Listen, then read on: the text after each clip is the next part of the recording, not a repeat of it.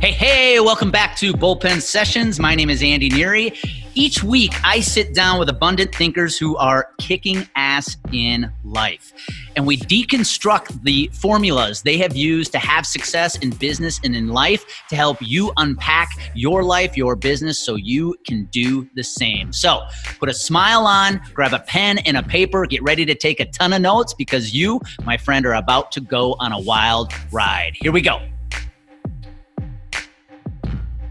Hey, welcome back to Bullpen Sessions. This week, I sit down with Brett Lorin. Brett is a former Major League Baseball player, and I wanted to have Brett on because I feel like our stories are really aligned. Brett spent 7-8 years in the minor leagues, making it all the way to AAA, just one phone call away from getting that famous call up, but he didn't quite get there.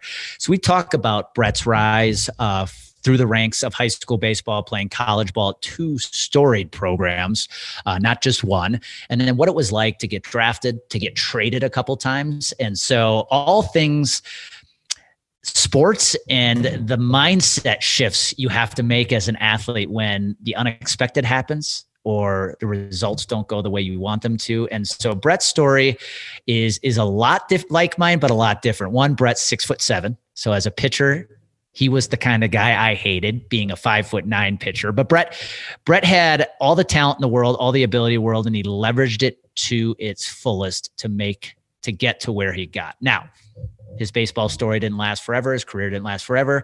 Now, Brett has found success, one, in the world of franchising, and also now in sales. So throughout this episode, Brett and I talk about what it was like to play baseball at the highest level, what minor league baseball was like, a lot of the stories people don't talk about or know about, and also the business side of playing professional sports, right? It's a hobby up until you make it to that point. But once you get to the pro level, there's definitely business side of it. And then we talk about the most important thing, in my opinion, the transition. When the sports career is over, that chapter closes. What's next? How do you transition? For like Brett, for like it is for so many, it was rough. It wasn't easy, but we talk about how he has a transition, the lessons he's learned from baseball and how he applied them to his franchise business and how he applies them today in sales. So I'm excited to bring Brett to you. It's a very valuable episode if you're a young athlete, if you're a parent with an athlete, or hey, if you're in business right now and you want to apply a lot of the mindset athletes take to the game, whatever sport they're playing, and how you can apply it to business, this is a great episode for you. So grab a pen, grab a piece of paper, take a lot of notes. You're going to like Brett, and this podcast has a lot of valuable nuggets. All right, let's dive into this week's episode. Shift your mindset. All right, Brett Lorin. Hey, man, welcome to Bullpen Sessions. I appreciate it. Thank you for having me on, Andy. I love having pitchers on because we get to legitimately talk about our past what it was like to go and complete every week, every bullpen session, right? Yeah. And as you said so beautifully off the show to me, bullpens were also where a lot of weird stuff happened during the games. No fans never saw. And I have to agree with that. I was I'm sure like you, a starting pitcher probably in high school and college, and then you get to pro ball and you're in the bullpen. It's like, wow, there's a lot of things that go on in the bullpen people don't realize. There's a lot of interesting conversations. You learn a lot about people, So exactly. So, well, let's start level setting before the Brett Lorin, who had the opportunity to play some professional baseball. Let's go back to Brett growing up in Laguna Niguel, California. Again, jealous of you as an upper Midwest kid, having the chance to grow up playing baseball in sunny California. What was life like for you as a kid on the baseball field? It was great. I'm a huge basketball guy too. So I played both basketball and baseball pretty much my whole life. Those are the 2 sports that I really focused on. But yeah, baseball, I started at a young age, T-ball, just like, most of us that were really into baseball. And I think I'm happy I didn't play year-round baseball. I might've gotten burnt out, honestly, with it. But I think having the balance of both basketball and baseball was good for me. It was like, oh, okay, now it's this season. Now I can come in and focus on that. So I think that was good. Also probably saved my arm too.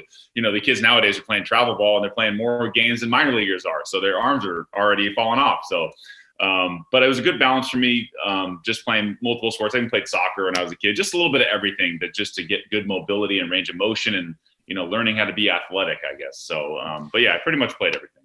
That's a great, actually, I want to go there right away with a Sure. question because you brought something up really important. For those who don't know Brett, he stands 6'7".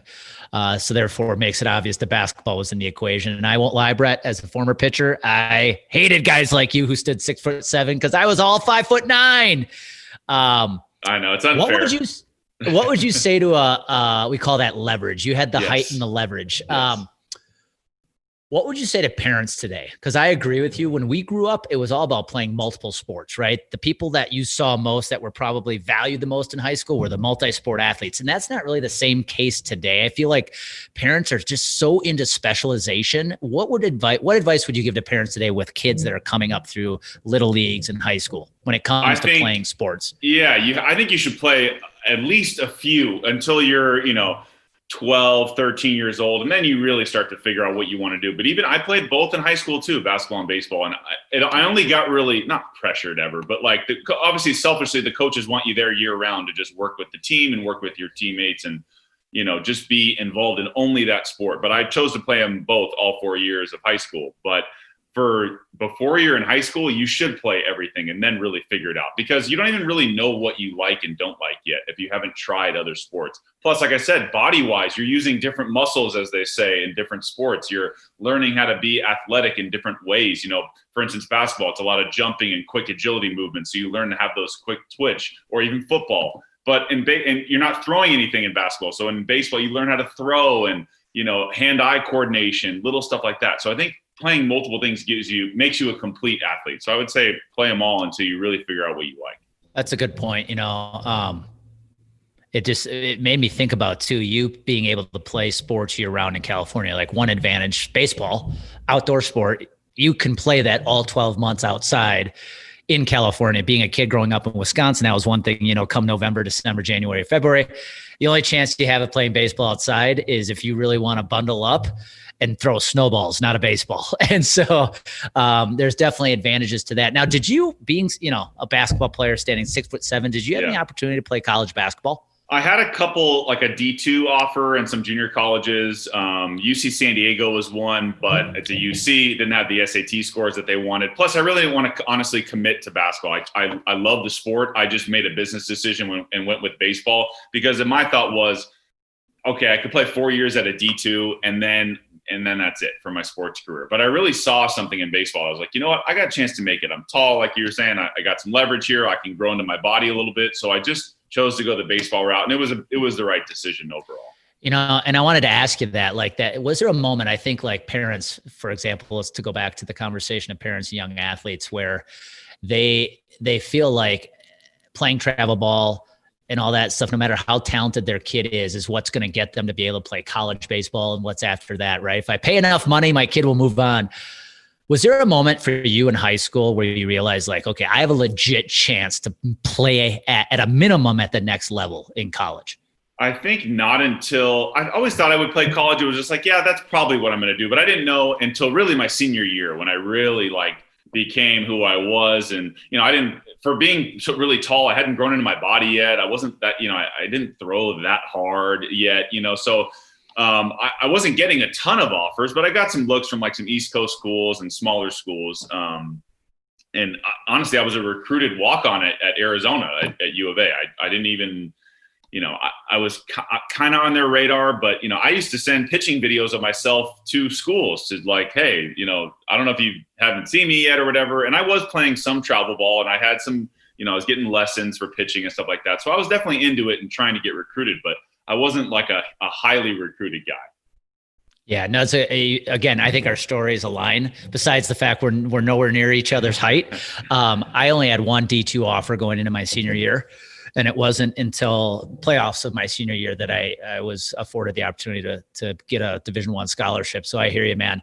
Let's talk about the college career, because you actually had a two-part career in college with let's call it two storied programs, right? Yeah. So when you got to Arizona, U of A, for the first part of your college career, what was that like? Because I think a lot of guys struggle. They come from high school. We were all hometown heroes. And now you're coming to a team where, guess what? We were all state players. Was that a big transition for you? I think just the first semester, it was just, you're at a huge school that you're on your own for the first time. I think maturity wise, that was like just an adjustment for me. You're not at home anymore. So I think the first semester of college was, and you come home for like winter break and you go back and then you're like, all right, I know what to expect now. But yeah, everyone's really good.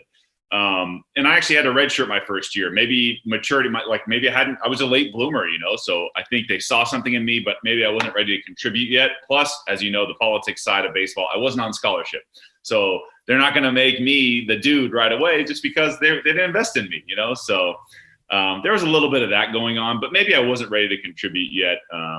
But yeah, I think the first year, that's why I'd tell most high school players, unless you get drafted really high and the money is something you can't refuse, I think everyone should go to college and learn to grow and mature, because those 3 years, assuming you get drafted your junior year, if you're good enough, you'll get drafted again. So I like the maturity aspect before you go to pro ball. So that's such good advice, because I'll tell you, back when I was in college in the late 90s, I would tell you the emphasis was on high school athletes for drafts, the baseball draft, because they saw that as raw talent.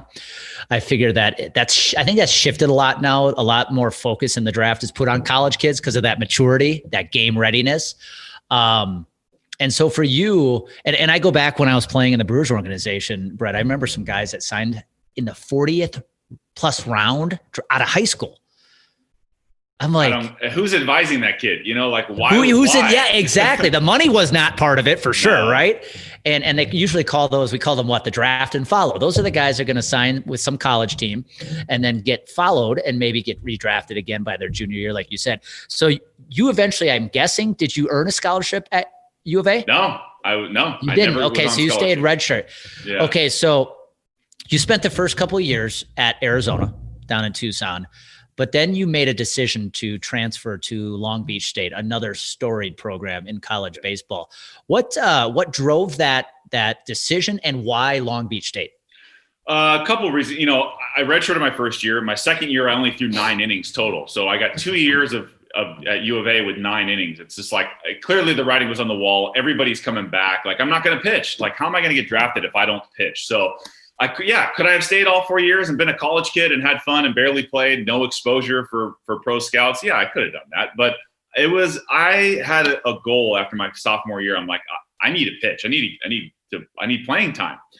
So, and I guess Long Beach State was not that I had to come home. And look, I was taking a gamble. Like, I've told this to people before, like, I'm going from one big program to another who has the same situation. Why am I going to fit there? Well, I threw a couple bullpens in that offseason, the 2007 summer. And just for a couple different schools. Cal State Fullerton was one of them. I was going back and forth with a couple other schools. But Long Beach showed interest. And I just was like, look, I'm looking to transfer, and, do you have a spot for me? And they couldn't even tell me what my role was going to be. But I needed to make a move of some sort just to see if I could get some more exposure. The other random fact is that was the last summer you could transfer D1 to D1 without sitting out a season. So I had to do it in 2007. Timing is everything. Yeah, I had to. So unless you go down a level, right, D2 or D3 or back to junior college, then you can play right away. But yeah, it was a lot of timing, and it was just I needed to get seen, and there was no way I was going to get seen at U of A. So nothing against the school or whatever; they had their guys, and it was a turning point in my career. So I'm glad I did it. Well, it's again, the alignment here between you and I is there, because between my second and third year, I didn't transfer, but I almost quit, because the first 2 years at UW Milwaukee where I played I was terrible statistically. The program wasn't what it is today. And for me, that moment between the second and third year was I was named one of the captains. And that made me really get laser focused and bring back, okay, my team trusts me, so I need to start trusting myself and my abilities. And for you, that move to Long Beach State probably gave you that clarity of like, okay, new chapter, new chance, here we go. Yeah, totally. And I know you wanted me to touch on, like, for the mindset of college kids, like, just because you pick a school, it doesn't mean that's where you're going to end up. Like, it's okay. That is a learning experience, and maybe it's not the best fit for you. But if you're there for 2 years and you evaluate where you are in the program, and you're not getting the signals from the coaching staff there that you're going to be a guy, then you got to make a move if that's really what you're going for. Like I said, you could stay there and enjoy your 4 years and, do all the party stuff and have fun and go to school. But if your goal is to get exposure, you got to go play somewhere where you're going to get seen. Brett, that's a really good point, because it's a fine line, because I do think some kids transfer very quickly these days. You're a 5-star recruit, especially in the college football, and you get beat out and all of a sudden you're gone. And Right. versus why don't you just beat out the person ahead of you? But to your point, I also see a lot of college athletes go to a school because of its name, and then they sit for 4 years. Yeah. Go where you're going to play. Right.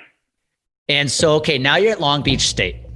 Again, another story program. I think of guys like Jason Giambi, Troy Tulowitzki, all those guys. When did you realize you had a shot at the next level? Because again, let's not forget what you just said about Arizona. 9 innings in 2 years.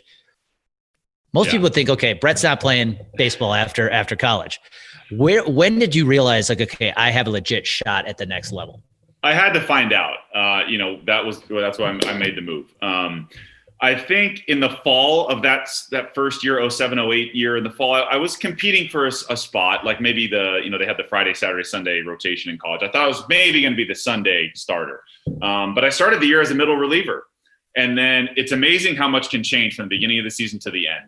So I go through, now I'm like your midweek Tuesday, Wednesday guy, started pitching better. I didn't do great in the beginning, but then I really just turned it on as the season went on. And then I became, we had a lot of guys. We had like 13 guys drafted in the first 5 rounds. It was a loaded program that year in 08 at Long Beach. And I was one of them. Say that again. How many? Yeah, I think we had 13 guys in the first 7 rounds or so. It was something crazy. Yeah. Okay. Let's repeat now. How many guys are on a college baseball roster? I think 25, 30? Yeah. Half of your team went in the top 7. That's insane. Okay. Keep going. Sorry. We were loaded. Again, a gamble by me to go to such a loaded program. Yeah. So, but by the end of the year, our team was doing great. We won the Big West Conference and we hosted a regional, and I'm the Saturday guy. I'm pitching against Cal in the playoffs. So it just was a progression of the better I pitched in multiple roles that year. And the better I pitched, it felt like, my draft stock, I started hearing a little more buzz about me from, scouts and whatnot, and asking more questions. And so by the end of the season, in June before the draft, I was, considered somewhere in the 4th through 7th round range. I ended up going in the 5th, but I mean, I went from largely unknown to now I'm a dude at the end of the year. So it's a lot can change. How did you handle that? That's because you would have been 20, 21 years old. 21. Yeah. How did you handle that mentally? Because you went from literally knowing nobody knows you, right? You show up at Long Beach State, you're a new guy trying to prove yourself.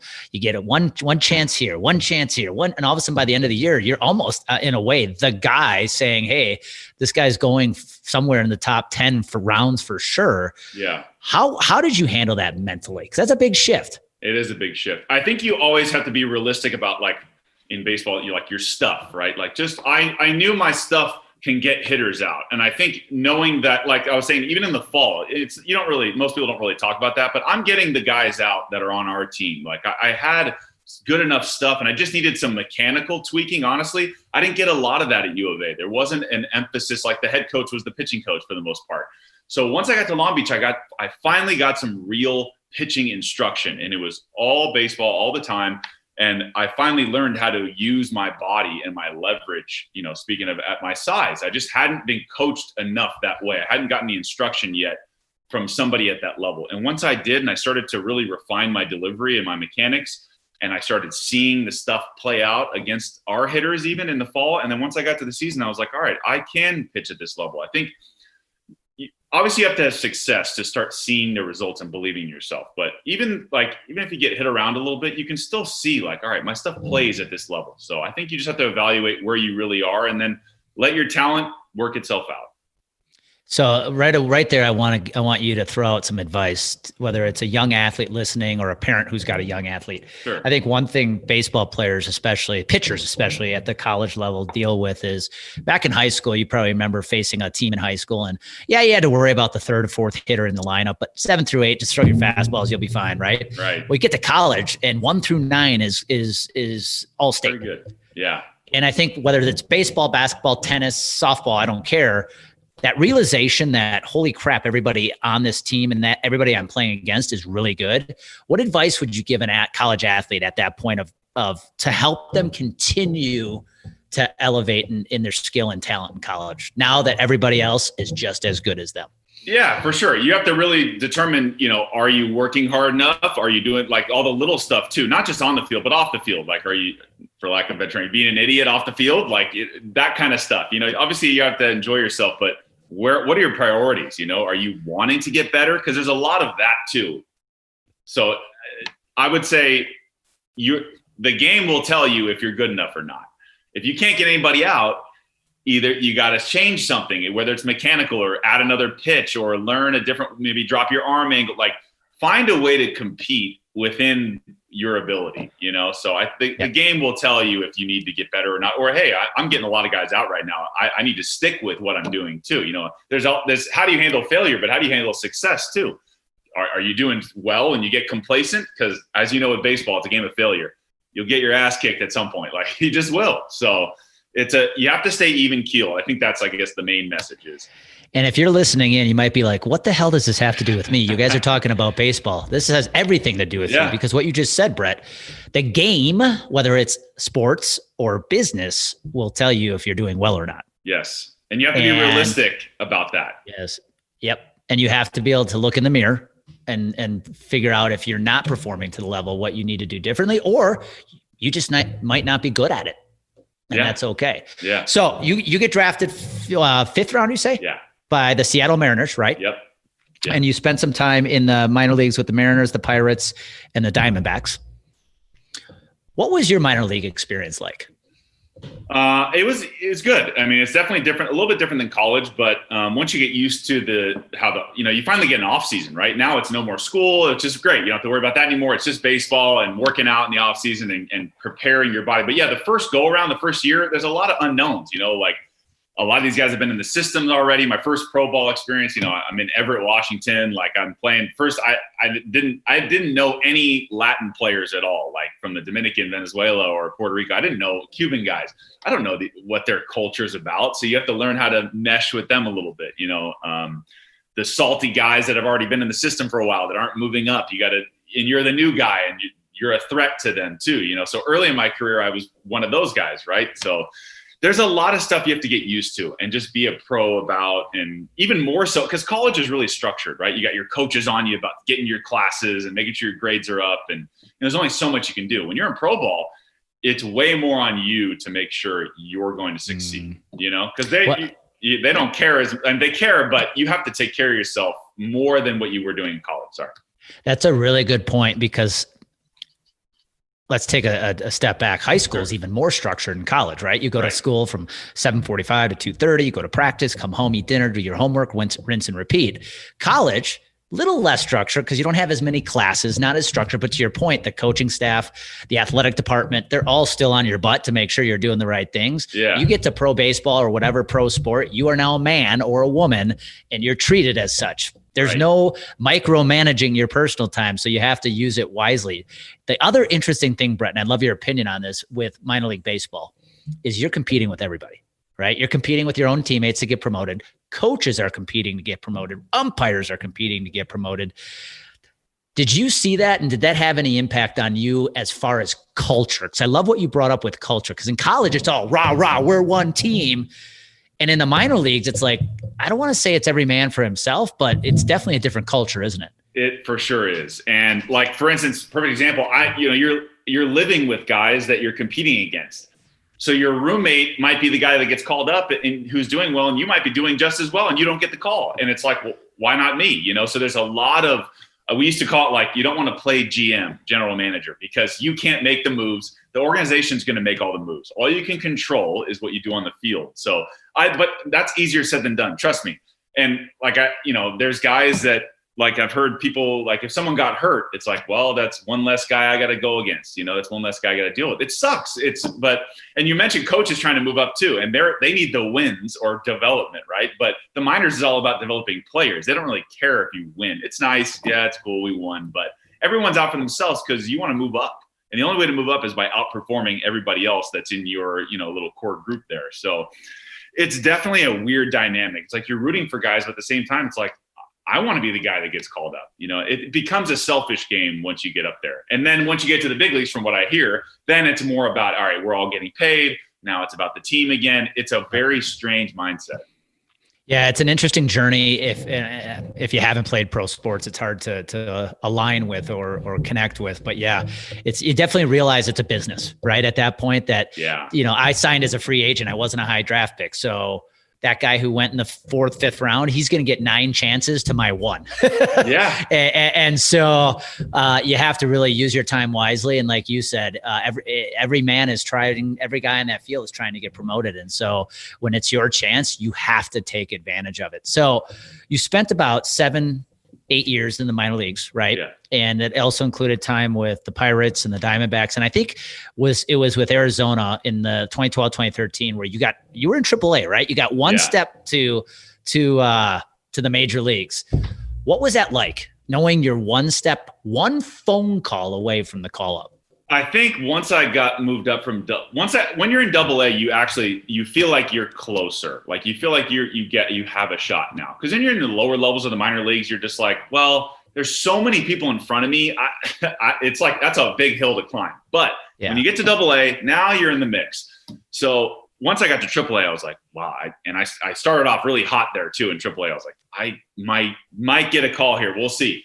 But obviously I never did. But I had the one big league spring training, big league camp in 2012. That felt the closest I've been. And now I'm getting big league hitters out in spring training. I'm like, okay, what else do I need to do?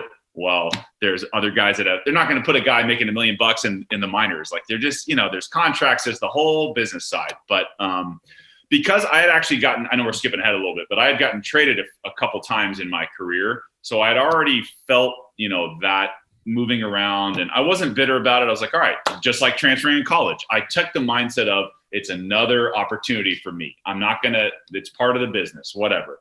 So I think it prepared me to get to that top level, but yeah, being so close and not getting called up, it was hard, and the following year after AAA, I get released, and it's just like, I had a great year last year. Why am I getting let go? Well, you got, once you're on your 3rd team, you're just a number at that point, unless you're, outperforming the league, like unbelievable. Well, and for the baseball geeks listening in, you were part of, I think, a couple trades, right? You were traded to Pittsburgh and then traded to Arizona. Were there any super well-known players that were part of that trade that you were a part of? The first trade. So when I got traded from Seattle to Pittsburgh, it was, if you remember, if you're a baseball person, Jack Wilson, the shortstop for Pittsburgh, and Ian Snell, the pitcher.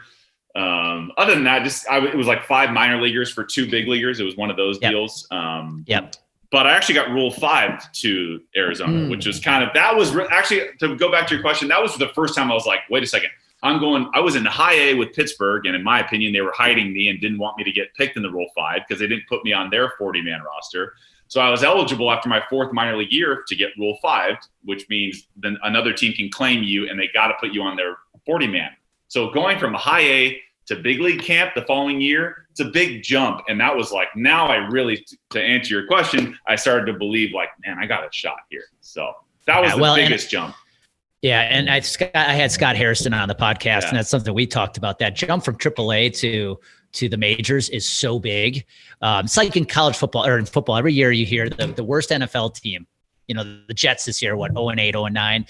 Oh, Alabama could beat the Jets. No, they couldn't. The level of talent between the best college team and the worst team at the NFL level is so big. And the same is true with, I'd say, for a lot of people in AAA and major leagues. That jump is huge. Guys rake in AAA, and then they never quite can get it at the major league level. And it's because it is a big jump. So, well, let's go here, Brett. Unfortunately, your sports career couldn't last forever. Was there a moment in the minors? Now you're with Arizona, spending a few years. You actually spent a year of independent ball with the Long Island Ducks as well. Yeah. When did you realize, like, it's time? I hate to say, you use the cliche phrase, time to hang up the cleats and move on to chapter 2. Sure. You never think you're going to play independent ball until you actually do, right? That was the last chance effort. A lot of guys will tell you that. And then they end up there and you're like, well, this is my last shot to maybe get signed back to pro ball. I had a great year on Long Island, honestly. Like, my numbers are great, and I just never got a shot to go back to the minors. And I wasn't in my brain before that season in independent ball. I was not going to be a baseball lifer. If I didn't get picked up this year, I was good walking away. Like, that was enough for me. I didn't need to just keep playing independent ball for another 5 years just for fun. Like, the game's not that fun, you know what I mean? And you're making peanuts too. So after that season, I was just like, what am I going to do? You know, that kind of thing. But I didn't spend that much time off. A lot of guys struggle with the transition, but I kind of had the entrepreneurial spirit. I just decided, and in the Midwest, because it's a Midwest brand, but I decided to become a franchisee of Jimmy John's. So totally random. I wanted to start my own business. There you go. It's from Champaign, Illinois is where the headquarters is. So I had it a lot in the minor leagues throughout my career. We'd get it delivered in the cities that were close, delivered to the clubhouse. Like, it was awesome. I was like, wait, they're the only one that delivers sandwiches. It's cool. So long story short, my cousin and I were like, let's do it out here in California. We heard it was coming out here, so we thought it would be a huge hit, blah, blah, blah. So no, it was and I can go into it if you want to, how the whole experience we're gonna go there in a second, but I have a couple final questions for you on the baseball career. Sure. So you had a good season in Long Island, thought you were gonna maybe get a chance to get back in the MLB, the minor league baseball. Yeah. That brings back a memory for me, because I remember when I was released by the Brewers, my career was a lot shorter than yours. But when they release you and they're telling you they're letting you go, right? They put this list of every independent team out there, basically, and they say, hey, you tell us which team, we'll make a call. And if there's one thing I regret in my career, it's in that moment, I wish I would have paused and said, yeah, I'll go spend a summer or two playing indie ball. I was still in my early 20s, but I went, no, I'm good. I got my degree. I'm going to move on. If there's one thing to take back, I maybe would have spent some time playing a year or two in independent ball. And who knows, right? Who knows where that shot would have come after that. So, but I thought it was fun. Yeah, it was a good experience. It actually, a lot of guys will tell you they got the joy of the game back, because then it's back to the team, because those independent teams want to win too. So I think it was a little refreshing. It was fun to be around the guys. Everybody, once you get past the point of like, well, it's not happening this year, but everybody kind of enjoys each other. It was a lot less stressful, a lot less structure. So independent ball was fun, but I knew it was done. I was done after. Yep. So last question on the baseball side. You started playing as a young kid, had the chance, you literally got one step away from Major League Baseball. One call. Yeah. If you had to narrow that down for athletes, for parents of athletes listening in, what 2 or 3 things do you think allowed you to get to that level? When it comes to mindset, when it comes to skill, I mean, what was it that you think allowed you to take it all the way to that level?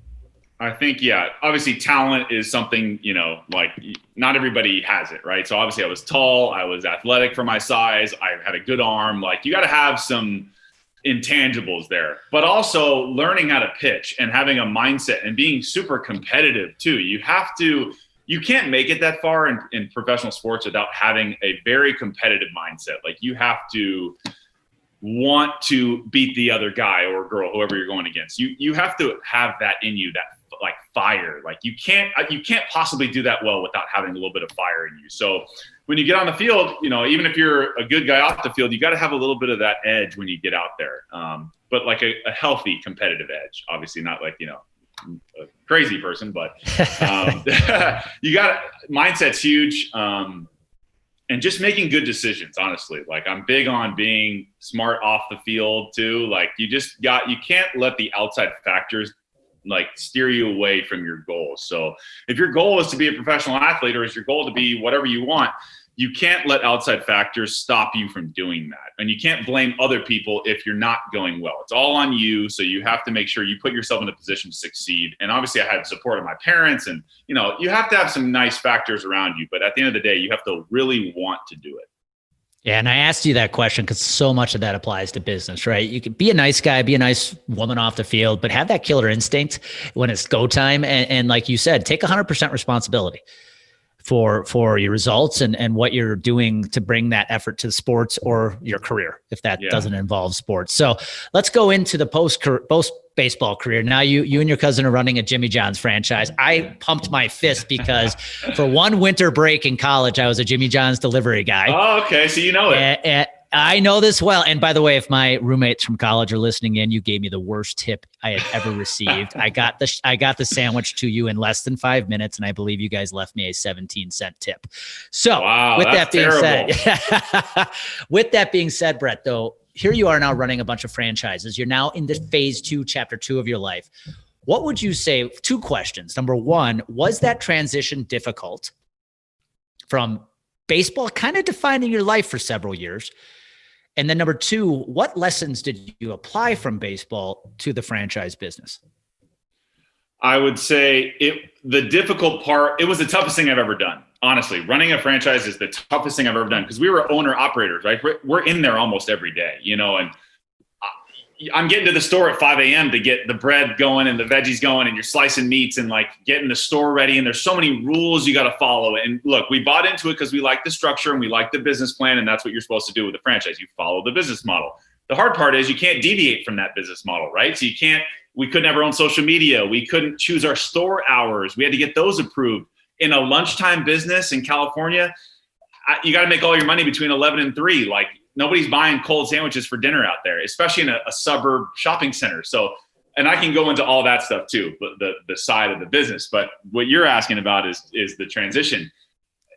It was hard because I tell people this. I spent, my college and pro ball years not building a resume for real life. Like, I'm spending years perfecting a craft. And then once it's over, what does that get you? It can get you in the door if people are sports fans or they like to have athletes. I'm now in sales, but like, it can only get you so far.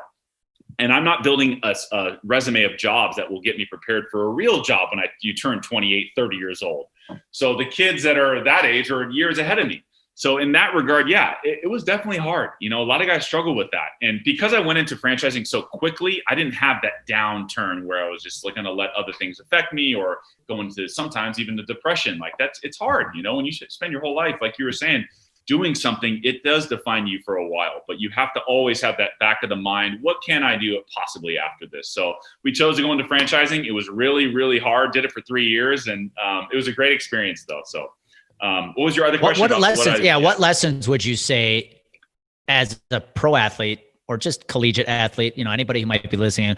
What lessons did you take from baseball that you applied to the business? I think because baseball is a game of failure, you have to handle failure. You have to deal with adversity, right? I had injuries. I had a hip surgery during my career. How do you handle your rehab? Like, I think baseball taught you to deal with adversity well because you fail a decent amount, and also dealing with people, right? I'm meeting people from all over the country, all over the world, and you have to mesh with them on a team, and you have to be able to communicate with them somehow, find out what they like and don't like. Or like for me, a lot of my catchers were not American. So I'm learning with the Latin catchers, like, you can't just put fastball down every time. You know what I mean? Like, I gotta mix it up here. Learn my skill set. I need to learn what you like as well. Or where do you want these pitches, right? So you have to learn to work with people. And I think you're also, a lot of athletes can become great leaders just because you have to deal with so much. And I think it all culminated into the structure and the way I like to run business too. So I'm a pretty detailed oriented person. So I took that into my business too. The way I attacked hitters, the way I attacked, doing little things in the shop, like all that stuff. So it's a mindset and the grind, right? Back to your minor league grind. It's 142 games. You get to August at the end of the year, everybody is sick of each other. No one's gotten moved up yet. If you're still there, it's a grind. And that's exactly what Jimmy John's was, a freaking grind. And I think you bring up great points. I heard you say, especially with pitchers, communication, right? Running a business, it's about communication. Yeah. It's about enjoying failure. The best hitters in baseball fail 7 times out of 10. It's right. Enjoying failure. Right. And to your point, it's enjoying the grind, the game, right? I look at every day as the chance to get up and play the game again. And what you said too about minor leagues, right? 142 games. What people don't realize, you can count the number of days off on one hand. And this is including Saturday and Sundays. Right. And I think it's taken that mentality of every day I have to show up at 100%. There are no off days here. Yeah, some people aren't built for that, honestly. And you really find out, and you have to, and I'm building a team, more or less, of employees that are 18 to 22-year-old kids. Some of them are late in high school or in college. This job is not their first priority. You have to get everyone to buy into what you're doing, and you have to work hard so they see you because you're the leader. So, there's a lot of things you have to do to run a business. And I learned a lot about that too. Yeah. Great advice you just gave in the last 5 minutes for entrepreneurship. Yeah. Love failure. Communicate. If you're going to build a team, be a hell of a communicator and just learn to love. I hate the word grind because I think it's cliche, but sure. learn to love showing up every day. There's really no days off. I'll give you a good one that I learned from a sports psychologist. He used this term, I think it's from the Army, is embrace the suck. I don't know if you've heard of that before, but you really have to embrace the hard parts and fall in love with the process. There's another cliche one for you. You got to love the process of getting better. And yeah, some people are not built for it, really. And the other one I'd say is if you're going to start a business, you got to believe in what you're doing. Because if you can't get up and believe in what you're selling, you'll never give the same amount of energy that you need. You have to believe. And whoever you're selling to will sniff it out. Yeah, for sure. They need to see the passion in there. Yeah, absolutely. So you no longer have the franchise. You're now a consultant with Sunrun, which is more in the solar industry. Just tell us quickly a little bit about what you're doing today, Brett. Sure. I do. Actually, so I was doing, so the reason I started the podcast is because I actually got laid off from my first solar job, but now I'm working with Sunrun and I'm also doing commercial solar too.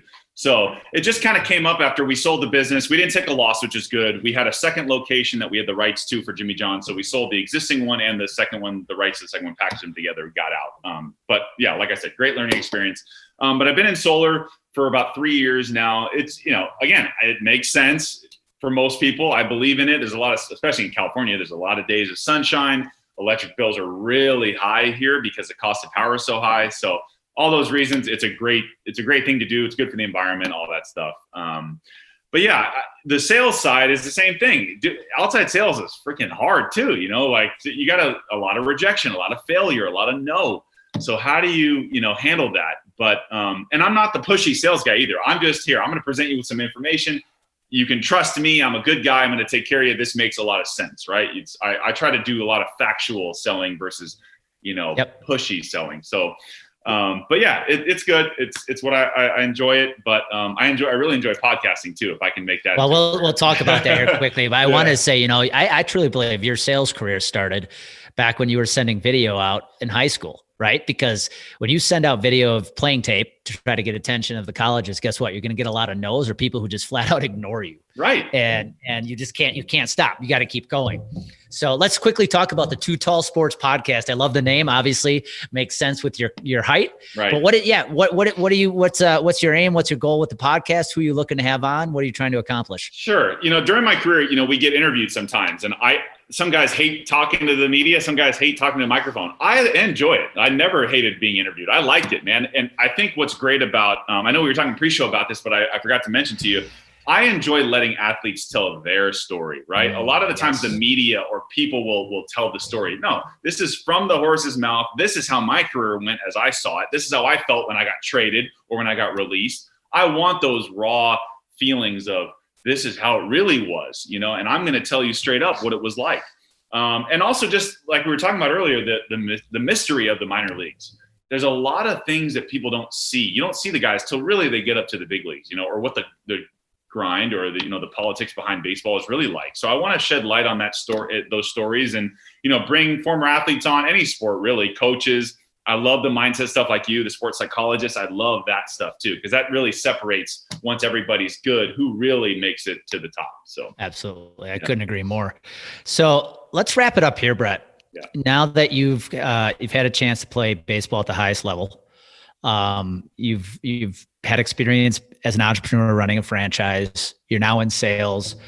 For those athletes out there, we all know that the end of that chapter is coming someday. I think one thing, even for the guys and the gals who play at the highest level, professional baseball, MLB, WNBA, whatever it is, when their career's over, they're still only like 30, 32 years old, maybe even younger. And they've got the rest of their life in front of them. What advice would you give to an athlete in that position who's transitioning, whether it's college and it's over, pro sports and that's now over, and now they're trying to find that next phase or chapter in life? What advice would you give them right now? I would say, especially even with COVID, there's a lot of people have hopefully had time to take a step back and figure out what they're passionate about or what they enjoy doing. And I know that some people say like it's hard to make money in your passion. It sometimes is, but find an industry that will get you out of bed every day. Like find an industry that is fun or it's something you enjoy. It's something you'd want to work on. I think, that's start with that first. Maybe find multiple things, multiple streams of income. I'm big on that too, or multiple ways of satisfying your brain, if you will. Like just try to figure out things you're passionate about. Even if you want to stay in sports, maybe it's marketing on sports side, maybe it's analytics if you're into that stuff. You can maybe find jobs within sports, but find a way to get your fix, but also be successful as well. So I'd say find what you're passionate about, and it's never too late, right? Especially if kids in their 20s, I would try a bunch of different things. As you got plenty of time. Like, I'm 33 and still trying to figure it out. You never have all the answers, but try to find something and try different things and see what you like. Yeah, no, I turned 43 here in a few days, and I'll tell you, I still feel young too. So, Yeah. well, Brett, I really appreciate this. This was very, very helpful. I think the purpose of this podcast is to really make an impact on young athletes, especially we all know that the day is going to come where that sport no longer is them and they have to move on. And so I think your story of what it was like elevating yourself all the way to one step shy of the ultimate prize, and then what you've done to move on from there to have success in business. So, Brett, if somebody wanted to reach out to you, what would be the easiest way to do that? Yeah, and definitely any of your listeners, like any athletes or former, whoever, if you guys want to reach out to me, please do. I'm on LinkedIn. You can just look me up, Brett Lorin. You can find me on Instagram at Too Tall Sports Podcast. On Twitter, it's Too Tall Sports.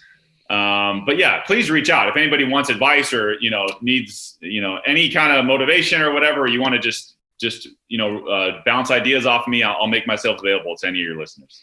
That's awesome. That's awesome. And I'll put all that in the show notes. I do want to give a shameless plug. I met a guy the other day from a company called Dunk Mama that provides a recruiting platform for former pro athletes. Nice. I think it's such a great idea because they struggle, right? We just talked about the transition, and they are a recruiting platform pairing athletes with employers. And I think it's a cool thing because it's so needed right now, because a lot of those athletes struggle to go on to the next phase and what suits me, what is it I want to do. So Brett, this was awesome. I really appreciate your time. For those listening in, whether you are an athlete, a parent of an athlete, the reason I bring these guys like Brett on is that sport is not always going to be who you are. It's not going to define your child's life.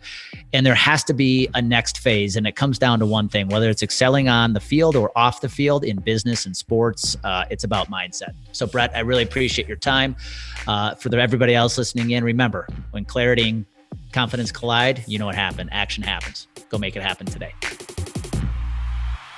Shift your mindset.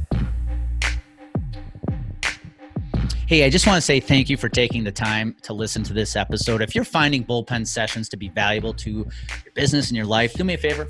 Please go to Apple. Please subscribe. Give it a 5-star rating. And if you have anybody else in your life, whether it's in your personal tribe or in your business, that could also be impacted by listening to these episodes, do me a favor. Share the bullpen sessions with them. I'd be extremely grateful. And until next time, go out, make it happen today. Put a smile on your face and have some fun.